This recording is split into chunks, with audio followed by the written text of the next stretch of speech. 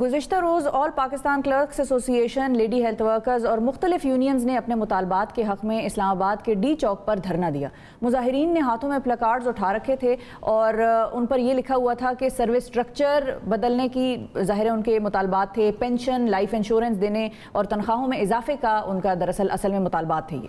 और जो इंसदाद पोलियो मुहिम में तहफ़्फ़ुज़ देने के मुतालबात भी उस पर दर्ज थे। अब हुकूमती यकीन दहानी हुई, उस पर सरकारी मुलाजमीन ने धरना ख़त्म करने का ऐलान कर दिया, लेकिन जो लेडी हेल्थ वर्कर्स हैं उनका एहतजाज बदस्तूर जारी है। सवाल ये पैदा होता है कि क्या लेडी हेल्थ वर्कर्स से किसी हुकूमती नुमाइंदे ने मुज़ाकरात किए और उनके मुतालबात क्या हैं, इस हवाले से हम बात करेंगे। हमारे साथ मौजूद हैं मरकज़ी सदर lady health workers programme federation Pakistan और आज़ाद कश्मीर रुखसाना अनवर साहिबा। अस्सलाम वालेकुम रुखसाना साहिबा। वालेकुम अस्सलाम।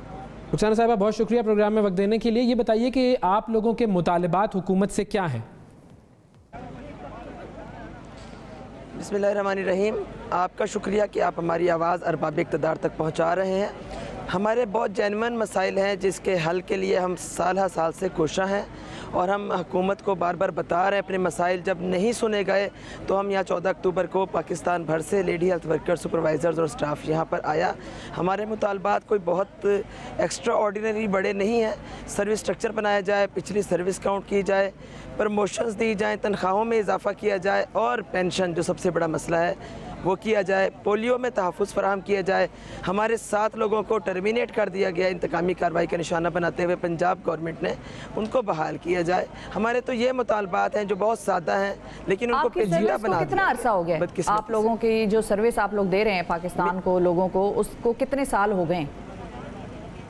26 साल हो गए, घर घर जाकर पोलियो के कतरे पिलाते हुए, डेंगू सर्वे करते हुए, माँ और बच्चे की सेहत के हवाले से काम करते हुए, फैमिली प्लानिंग का काम करते हुए, रेफरल करते हुए, और अब कोरोना में काम किया है।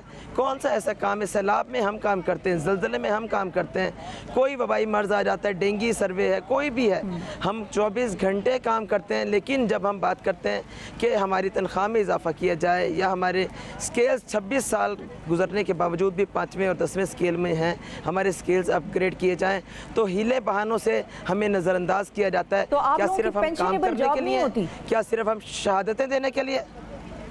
जी, आप लोगों की नौकरी पेंशनेबल नहीं है क्या?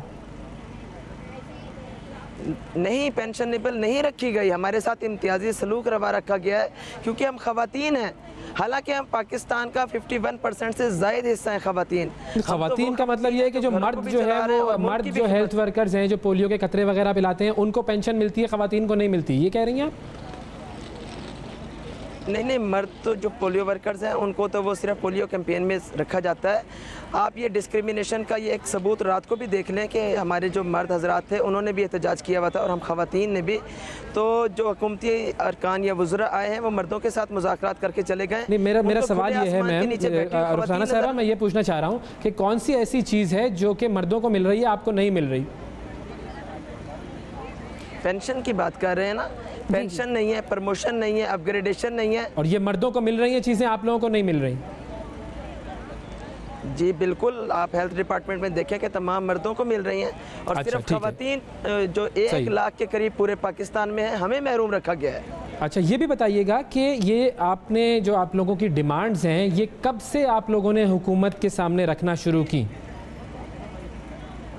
2.5 साल हो गए हम हुकूमत के सामने ये अपने इसी हुकूमत के सामने रखी आपने ये डिमांड्स? क्या इससे पहली हुकूमत के सामने भी रखी थी? के सामने, इससे पहली हुकूमत के सामने रखी थी डिमांड्स? हुकूमतों के सामने भी, पहली हुकूमतों के सामने भी रखी तो जुज़वी तौर पर कामयाब होते रहे और सुप्रीम कोर्ट ऑफ पाकिस्तान ने हमें रेगुलर किया हमारे एहतजाज की बिना पर 2012 में।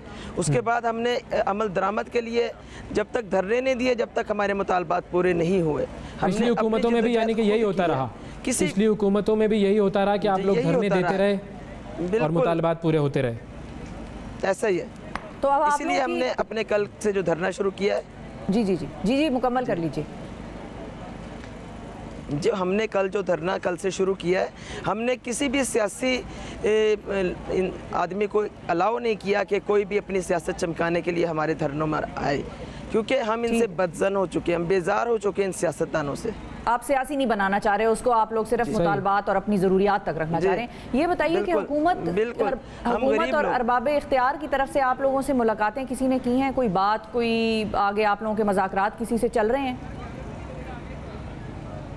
रात 3 दफ़ा मुज़ाकरात हुए हैं। एक मरतबा एडिशनल हेल्थ सेक्रेटरी से और दूसरी मरतबा अली अहमद ख़ान साहब तशरीफ़ लाए, वो जो मर्दों का धरना था गवर्नमेंट मुलाजमीन का, उनसे मुज़ाकरात करके परवेज़ खटक साहब और अली अहमद साहब चले गए।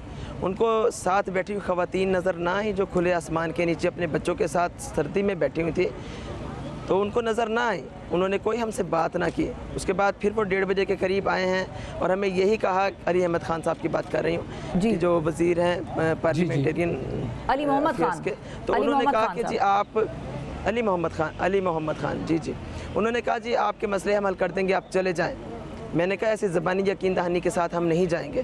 2.5 साल हो गए आपकी ज़बानों पर एतबार किया हुआ है, अब एतबार ख़त्म हो गया है। जब तक आप नोटिफिकेशन नहीं देंगे, हमारे साथ बहाल लोगों को, साथ टर्मिनेट लोगों को बहाल नहीं करेंगे, हमारे सर्विस स्ट्रक्चर पर काम नहीं करेंगे, अपग्रेडेशन नहीं करेंगे और सबसे इम्पोर्टेंट पेंशन नहीं देंगे, पोलियो में जानों का तहफ़्फ़ुज़ नहीं देंगे, हमें लिख कर दें, हमें रिटर्न यकीन दहानी। इससे पहले किसी हुकूमत ने आपको लिख के दिया था ये सब कुछ, जब धरने ख़त्म हो जाते थे? या नहीं, पहले ये था कि हमारी जो सैलरीज थी वो 6 माह तक नहीं आती थी, हमें लेटर्स दिए गए रेगुलराइजेशन के और उसके बाद ही हम धरना ख़त्म करते थे। और अब सैलरीज ऑनलाइन हैं लेकिन रुकी हुई हैं।